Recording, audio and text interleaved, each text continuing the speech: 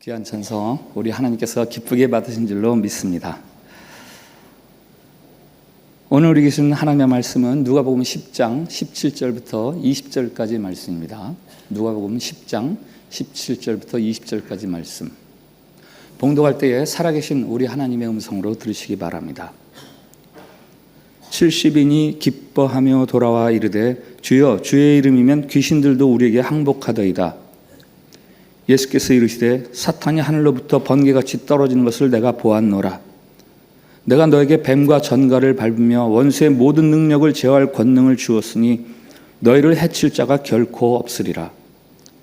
그러나 귀신들이 너에게 항복하는 것으로 기뻐하지 말고 너희 이름이 하늘에 기록된 것으로 기뻐하라 하시니라. 아멘. 샬롬. 샬롬.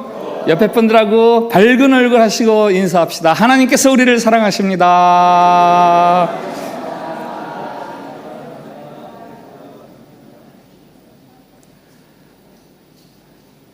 작가 도종환 씨의 우리를 기쁘게 하는 것들이라는 글이 있어요. 몇 가지를 소개해드리면, 가까이 하고 싶은 사람이 직접 손으로 써서 보낸 손편지, 라디오를 켜는 순간 우연히 나오는 내가 좋아하는 음악, 환자의 마음을 편안하게 해주는 의사의 얼굴. 영화 더 사운드 오브 뮤직에서 주인공 마리아가 아이들에게 불러주는 My Favorite Things라는 노래도 있지요. 폭풍우가 몰아치는 밤에 무서워하는 아이들에게 두려움을 덜어주기 위해서 불러주는 노래입니다. 이런 가사가 들어있어요. My favorite things. 내가 좋아하는 것들, 내게 기쁨이 되는 것들은 뭔가? 장미꽃 위에 빗방울, 고양이의 작은 수염, 반짝이는 구리 주전자, 따뜻한 털장갑, 끈으로 동여맨 갈색 종이 포장지. 2절에는 바삭한 사과도 들어있고요, 띵동 초인종 소리도 들어있어요. 여러분을 기쁘게 하는 건 뭐죠? 가장 최근에 여러분을 기쁘게 했던 것은 무엇입니까? 삶 가운데는 우리를 슬프게 하는 것들도 있고 우리를 기쁘게 하는 것들도 있죠. 그럼 성경에서 말하는 우리가 기뻐할 만한 일들은 뭘까요? 혹시 알고 계신 거 있으세요? 힌트를 드릴까요?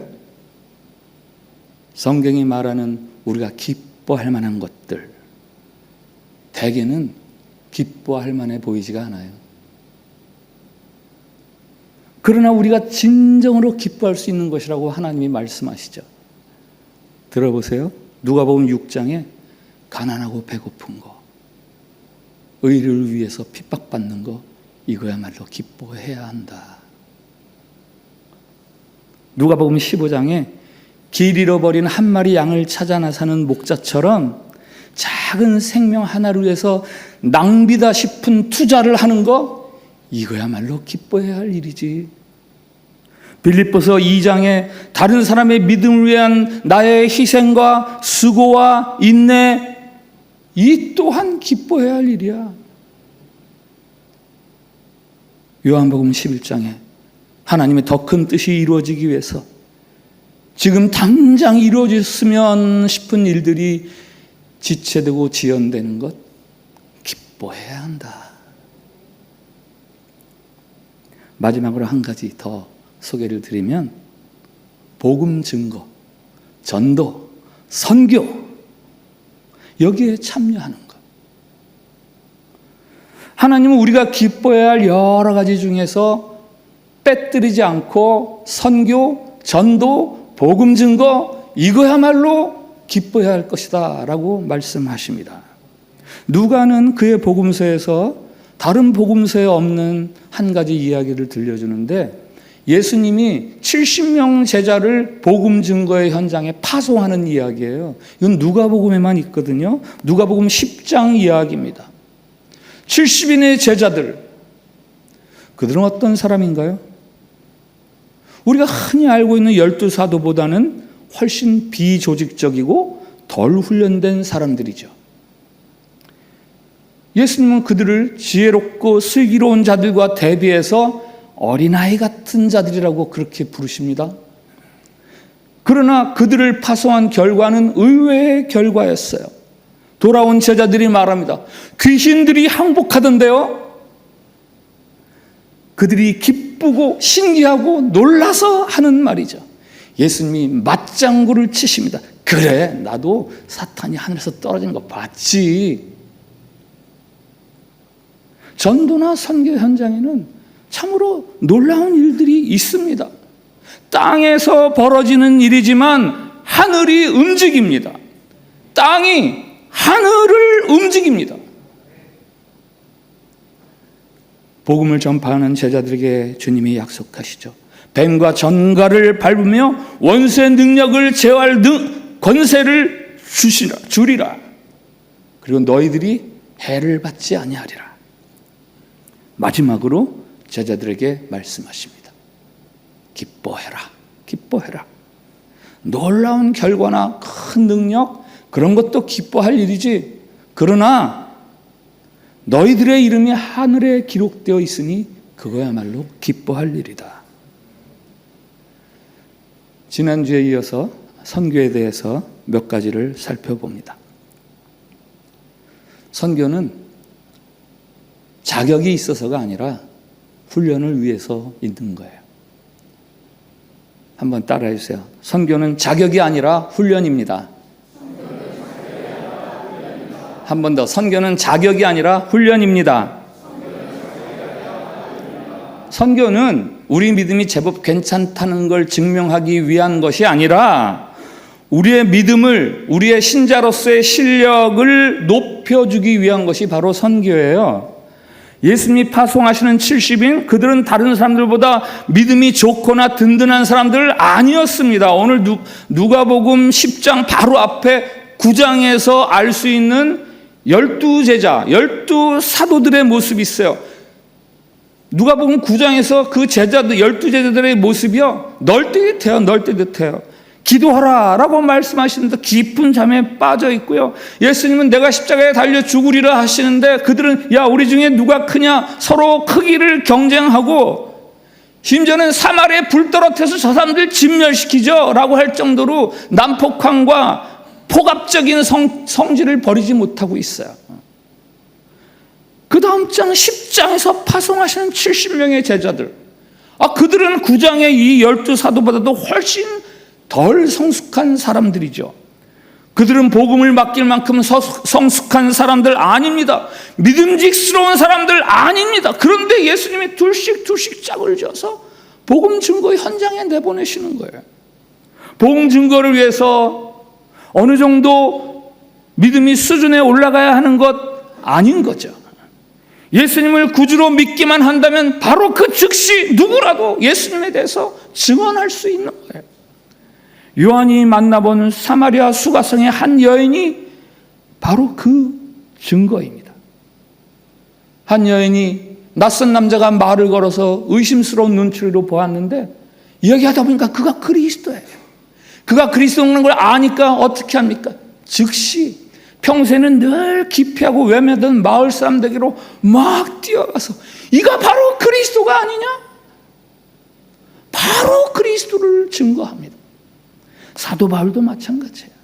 다메섹을 향해 가는 길에 그가 예수님을 만나면서 언제부터 그가 복음을 증거하게 되었는가? 그 즉시 예수님을 증언하게 됩니다. 사울이 즉시로 각 회당에서 예수가 하나님의 아들이심을 전파하니.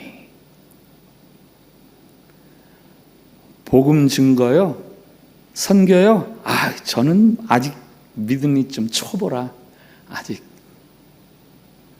이건 오해예요, 오해. 예수님이 70인 제자들을 파송하시면서 이렇게 말씀하세요.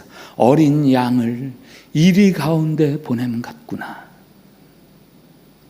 우리가 독수리나 사자처럼 믿음직스러워서 내보내는 게 아닙니다. 어린 양같이 연약한 사람들, 그럼에도 불구하고 다 복음 증거의 현장에 예수님이 내보내시는 거예요. 연약하고 어린 제자들을 복음 증거의 자리에 보내시는 이유가 있습니다. 그들을 훈련시키기 위해서. 훈련시키기 위해서. 복음 증거의 현장에서 벌어지는 하나님의 역사들을 경험하면서 더 든든한 믿음의 사람들이 되라고 하나님이 복음의 현장으로 어린아이 같은 사람들을 보내시는 거예요. 제가 한국에서 청년 사역할 때, 그때는 한국의 해외 선교가 그렇게 유행할 때가 아니고 막 시작될 때인데 해마다 청년들 데리고 해외 선교에 나갔어요. 선교의 열정을 품고 제가 열방을 향해서 나아가겠습니다 이러면서 참여하는 청년들도 있지만, 사실은 해외여행? 교회에서 보조도 해주고 해외여행 한번 해볼까? 뭐 전도사를 빌어서 교회에서 가라 그러니까 그럼 한번 가보지 뭐. 친한 친구가 야 가자. 그래 가자. 이런 청년들도 없지 않았어요. 그러나 선교 여행이 끝나면 그 청년들이요 한결같이 변화돼요.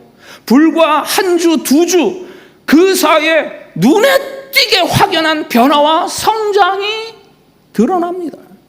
그 중에는 아예 내 남은 삶을 전적으로 복음 증거를 위해서 살겠습니다 해서 20여 년이 지나는 지금까지 그 해외 단기 선교를 계기로 해서 장기 선교사로 사역하는 선교사들이 한두 명이 아니에요. 복음 증거, 선교, 전도, 이거는요 우리가 충분히 성숙해서가 아니라 우리가 성숙하기 위해서 필요한 거예요. 복음 증거, 선교, 전도는 여러분이 충분히 성숙해서가 아니라 여러분이 성숙해지기 위해서 필요한 거예요. 이 복음 증거는 하나님만 의지해야 하는 거거든요. 한번 따라해 주세요. 선교는 하나님만 의지해야 합니다. 한 단어를 더 집어넣겠습니다. 따라해 주세요. 선교는 오직 하나님만 의지해야 합니다. 10장 4절에서 주님이 복음 증거하러 가는 제자들에게 말씀하세요. 전대나 배낭, 신발 그런 거 가지지 말아라. 그리고 아무 사람에게나 인사하지 말아라. 이거 뭐죠? 무슨 뜻이죠? 선교는 고생 좀 해야 되는 거야. 그런 말씀인가요? 아니죠. 다른 사람 혹은 내가 가진 어떤 것, 그런 것 의지하면서 선교하는 거 아니라는 말씀이에요. 그럼 뭘 의지하라는 거예요? 오직 하나님만 바라보면서 하나님만 의지하면서 선교해야 된다라는 거죠. 어디 선교나 전도뿐이에요. 사실은 우리 신앙생활 전체가 그렇습니다. 이스라엘의 광야 생활, 그들이 오늘 내려주는 만나 그것만 바라보면서 광야 40년을 살았잖아요.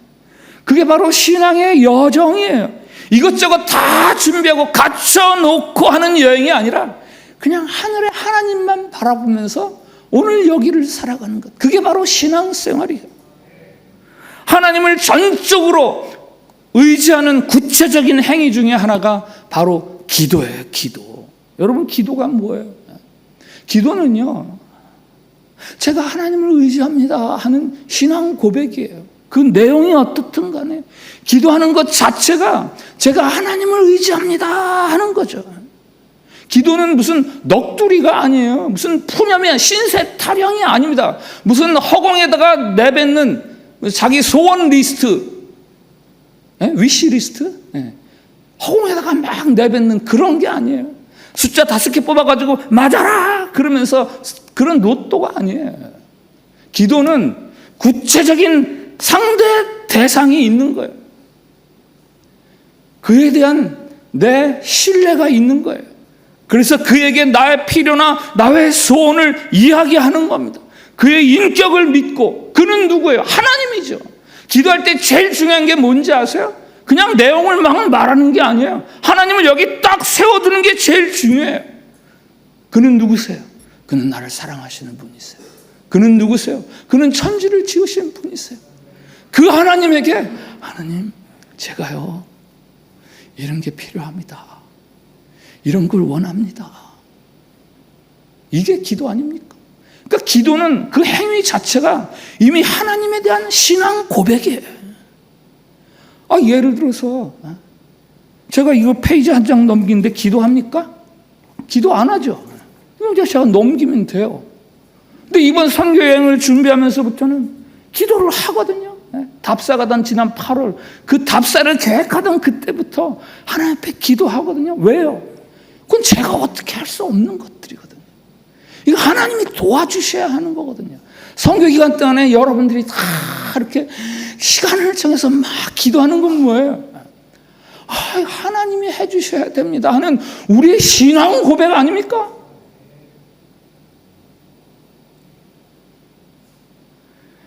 기도는 저는 할 수 없습니다. 그러나 하나님은 하실 수 있잖아요 하는 믿음의 표현이고, 선교에는 이 믿음이 필요한 거예요. 복음 증거에는 내가 오직 하나님만 의지합니다. 세미나 하면서 무슨 원고를 준비했다 그래서 그게 다 된 게 아니에요. 때로는 막 원고에 없는 이야기도 막 하게 돼요. 뭐 제가 성령이 충만하다 그런 이야기를 하는 게 아니라 하나님이 막 하시는 거예요. 그러면 원고에 있는 이야기보다 원고에 없는 이야기가 그 목사님들에게 더 도전이 되고, 통역하시는 장로님도 마찬가지. 무슨 원고를 달달달달 인도네시아로 외워가지고 그렇게 하는 줄 아세요? 물론 대충의 내용은 하루 전, 적어도 그 전날 밤에는 드려요. 이런 내용의 메시지입니다. 그거 아주 그냥 쓰시는 거예요. 장로님 무슨 인도네시아 실력 믿고 쓰시는 것 같아요? 하나님 의지하고 사시는 거예요. 역사가 일어나거든요. 제가 이번 선교여행에서 큰 실수를 했어요. 선교 출발하기 전날 그래도 우리 팀 단톡방에 이번 선교여행에 꼭 필요한 준비물 제가 리스트 딱 잊어버릴까 봐 올려줬거든요. 여권 꼭 가져가야 됩니다. 그 다음에 우리 거기 가서도 아침마다 큐티하면서 할 거니까 아침 샘물, 주보 꼭 가져가십시오. 그리고 공동짐이 많으니까 개인짐은 다 기내에 가지고 들어갈 수 있도록 조그맣게 꾸려야 됩니다. 그런데 잊은 게 있었어요. 하나님을 의지하는 믿음을 챙겨야 됩니다. 이걸 제가 잊어버렸어요.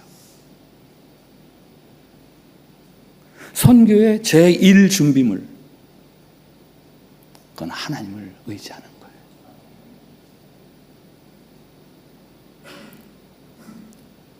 이 복음 증거의 현장, 선교의 현장에는 하나님이 주시는 능력이 있어요. 한번 따라해 주세요. 선교 현장에는 주님이 공급하시는 능력이 있습니다. 길어서 죄송해요.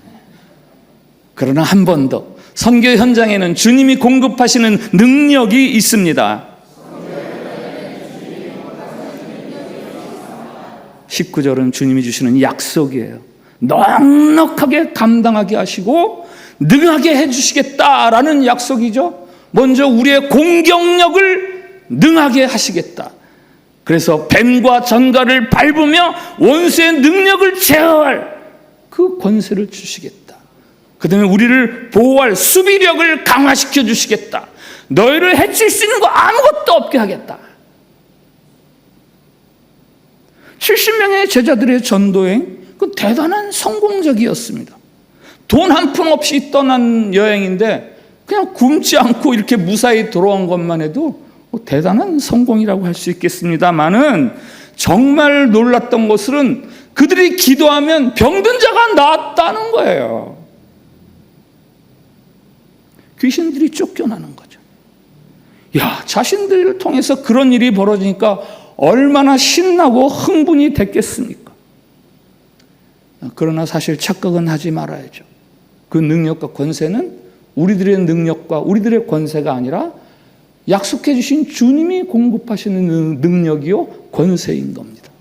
복음을 증거하는 자리, 선교의 자리에서 나타나는 모든 능력은, 모든 역사는 다 주님이 하시는 거예요. 주님이 그래서 선교를 성공적으로 만들어 가시는 거예요. 우리는 우리가 꿈꾸는 모든 선교 활동에 대해서 기대해도 좋습니다. 우리의 능력이 아니라 주님의 능력이 크시고, 그 크신 주님의 능력이 우리가 복음을 증거하는 현장에 공급되기 때문이에요. 기대하셔도 좋아요. 마지막으로 선교와 전도는 기뻐할 일이에요. 기뻐할 일. 한번 따라해 주세요. 선교는 기쁨입니다. 옆에 사람 쳐다보고 인사합시다. 선교는 기쁨입니다. 정말 그래요? 여러분, 선교, 전도, 그러면 부담감 느끼시는 분 혹시 있지 않으세요?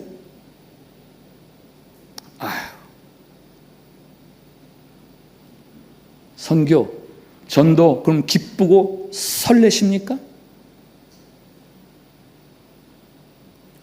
17절에 복음을 증거하고 돌아오는 제자들이 기뻐했습니다. 왜요?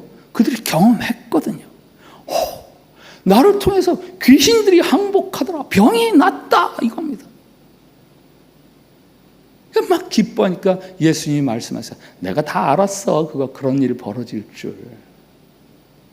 이어서 하시는 말씀. 그러나 너희가 진짜 기뻐할 일이 있다. 너의 이름이 하늘나라에 기록된 것이다.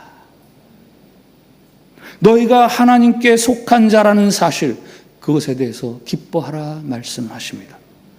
여러분, 기도 제목이 응답이 되면 기쁘시죠? 때로는 막 펄쩍펄쩍 뛸 정도로 그렇게 기뻐할 만한 기도 응답이 있으셨죠? 저도 그런 응답이 있습니다. 그러나 우리가 그 기도 응답보다도 더 기뻐해야 하는 것이 있어요. 뭔지 아세요? 바로 하나님과 우리와의 관계. 그게 확증되었잖아요. 하나님이 살아계시구나.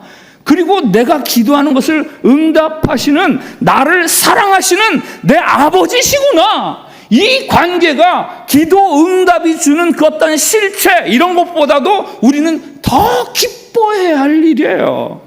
하나님이 내 아버지셔. 복음 증거 마찬가지. 복음 증거는 하나님과 우리 사이의 관계를 아주 견고하고 확고하게 해줍니다. 우리의 이름이 하늘에 기록되는 이름이다. 그래서 그거야말로 우리가 기뻐해야 하는 거예요. 오늘 복음 전파와 관련해서 3가지 기쁨을 소개합니다. 첫 번째, 17절 제자들의 기쁨. 놀라운 일이 벌어졌어요, 주님. 제자들이 기뻐하죠. 첫 번째 기쁨. 두 번째, 예수님이 말씀하시는 20절에 제자들이 아직 모르는 기쁨. 그건 뭐예요? 너희들의 이름이 너희들도 모르게 하늘에 기록되고 있어. 그리고 세 번째 기쁨이 있어요. 그건 예수님의 기쁨. 예수님의 기쁨. 바로 그 다음 나오는 21절에 예수님이 기뻐하십니다. 누가가 이렇게 기록하죠. 그때에 예수께서 성령으로 기뻐하시며 이르시되. 제자들이 돌아오니까요, 예수님이 성령으로 기뻐하셨다. 하나님이 기뻐하신다는 거 아닙니까? 선교, 전도, 복음 증거, 이거는 우리만 기뻐할 수 있는 일이 아니에요. 하나님이 기뻐하세요.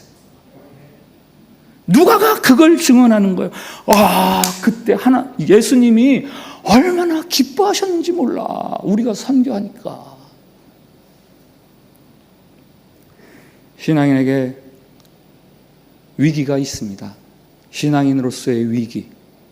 뭐죠? 건강검진 했는데 결과를 이제 상담하러 의사를 만났는데 의사가 어떻게 참았어요? 굉장히 심각해요. 빨리 입원하셔서 수술 받아야 돼요. 그러는 것처럼 성경 말씀에 큰일 났어. 위험해. 빨리 치료받아야 돼.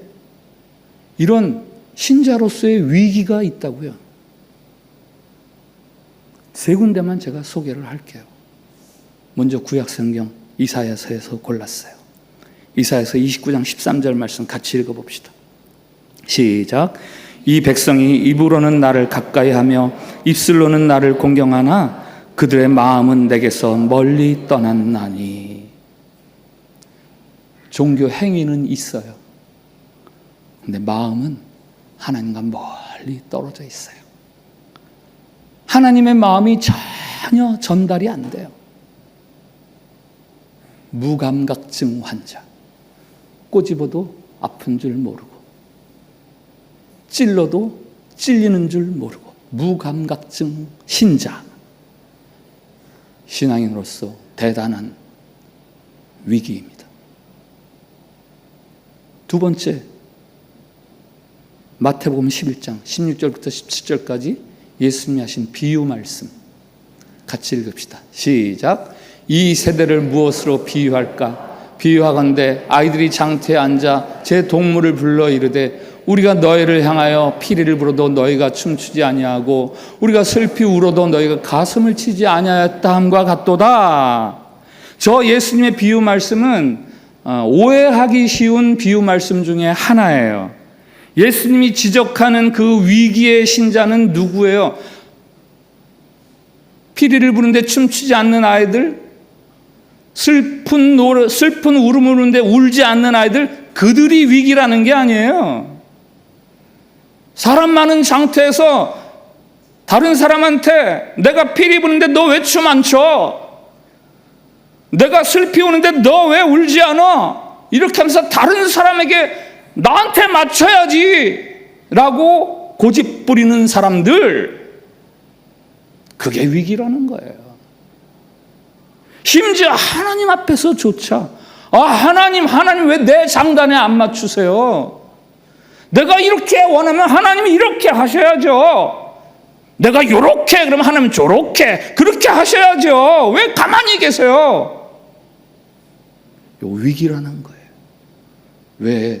왜 나에게 반응 안 하세요? 자기 고집만 하는 신자? 하나님의 마음은 헤아리지 않아요. 그냥 내 형편, 내 필요, 내 주장만 합니다. 심각한 위기예요. 세 번째 소개하는 위기, 성경책 맨 마지막 책 계시록 2장 한번 같이 읽어봅시다. 에베소 교회에 대한 말씀이에요. 시작. 그러나 너를 책망할 것이 있나니 너의 처음 사랑을 버렸느니라. 그러므로 어디서 떨어졌는지를 생각하고 회개하여 처음 행위를 가지라. 만일 그리하지 아니하고 회개하지 아니하면 내가 내게 가서 내 촛대를 그 자리에서 옮기리라. 아멘. 내가 내 촛대를 옮기리라. 왜죠? 왜요? 네가 첫사랑을 잊어버렸어.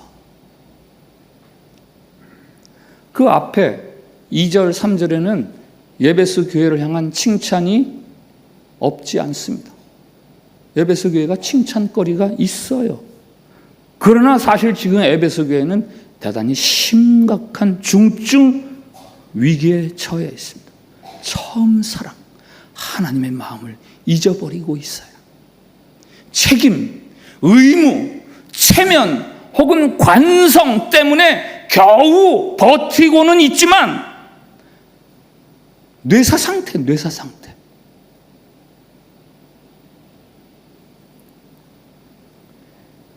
이사야서가 말하는 이스라엘 백성들, 예수님이 말씀하시는 장태의 아이들, 계시록에서 말하는 에베소 교회, 이게 다 뭐죠? 하나님의 마음을 모른 채 신앙생활하는 신자에 대한 이야기예요.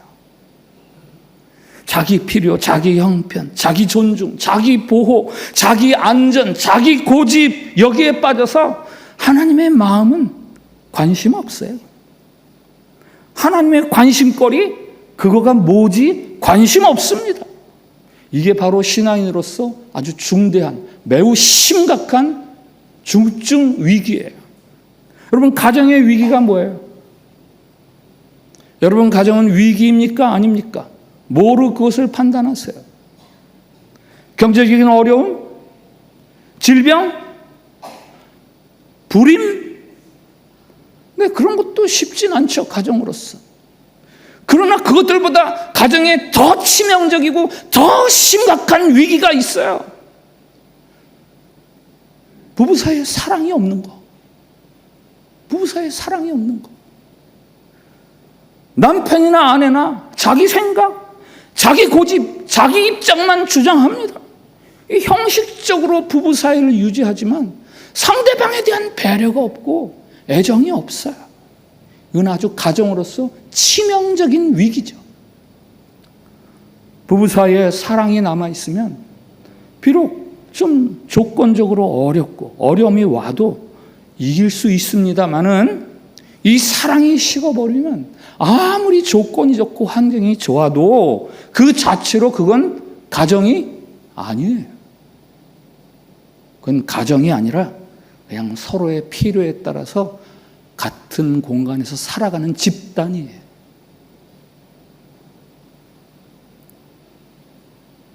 오늘 설교 제목, 우리가 기뻐해야 할 것. 바로 복음 증거, 선교, 전도입니다. 하나님 아버지의 마음을 알게 되면 이 선교, 전도 이게 기뻐요, 기뻐. 부담스럽고 억지가 되는 게 아니라 막 설레이고 기쁨이 됩니다. 선교는 선택이 아니라 의무입니다 라는 말이 있죠. 선교는 선택이 아니라 의무입니다. 뭐 무슨 의미인지는 알겠습니다만은 선교를 의무라고 표현하는 그 표현이 사실은 썩 적절한 표현은 아니에요. 의무에는 자발성이 없잖아요. 자원함이 없잖아요. 납세는 의무죠. 여기 세금 내면서 기뻐라 하는 사람이 있습니까? 나는 세금을 내서 너무 기뻐. 10,000명에 하나 정도 있을까요? 한 10,000,000명 중에 한 명이 있을까요?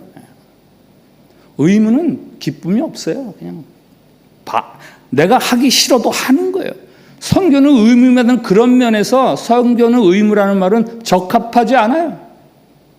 선교는 기쁨이 수반돼야 됩니다. 자발적이어야 돼요.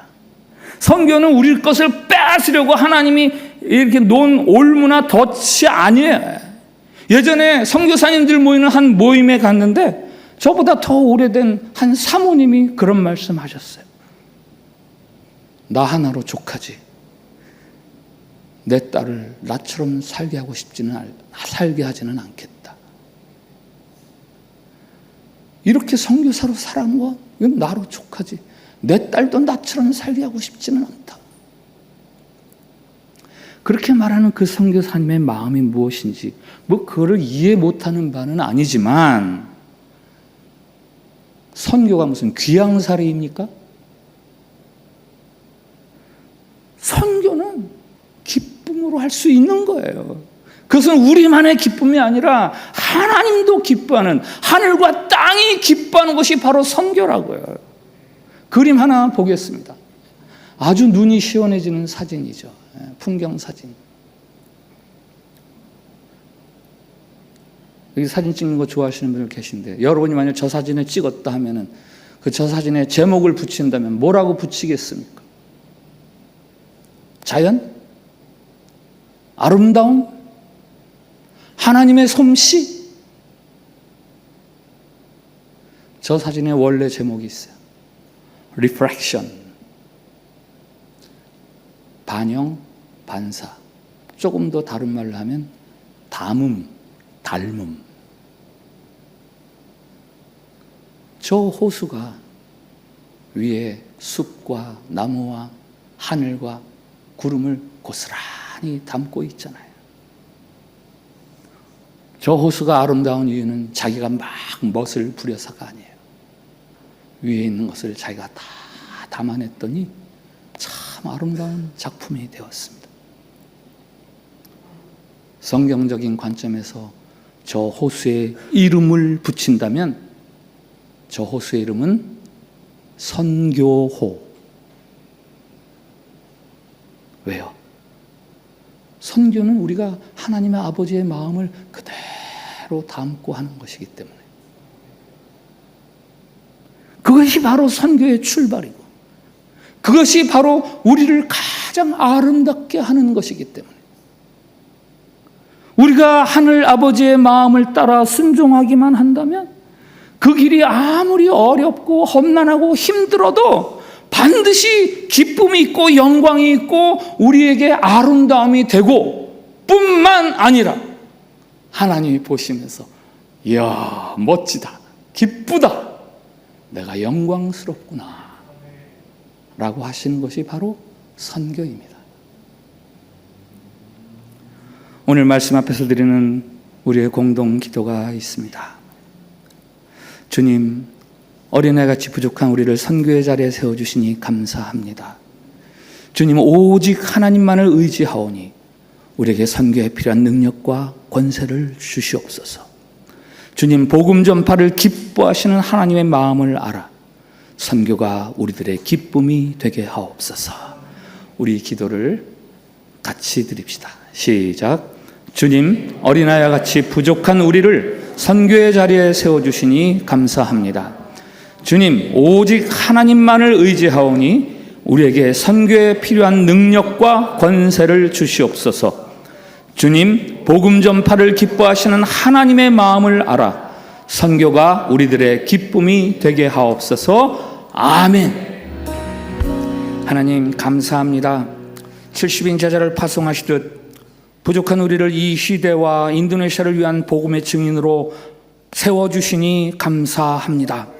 어떻게 해서든 이 시대 속에 인도네시아 땅에 복음이 전파되기를 원하시는 하나님의 그 마음, 하나님 우리가 그 마음을 깨달아 알게 해 주시옵소서. 담대하고 신실한 복음 증거자로 살아계신 하나님의 능력과 권세를 경험하며 살게 해 주시옵소서. 예수 그리스도의 생명의 역사가 확장되는 그 영광스러움에 우리가 참여하되 무거운 의무가 아니라 즐거운 선택이요 자발적인 헌신이 되도록 우리의 마음을 붙들어 주시고 아버지의 마음을 우리에게 부어 주셔서 우리만 기뻐할 뿐 아니라 하나님도 기뻐하시기를 원합니다. 예수님의 이름으로 기도합니다. 아멘.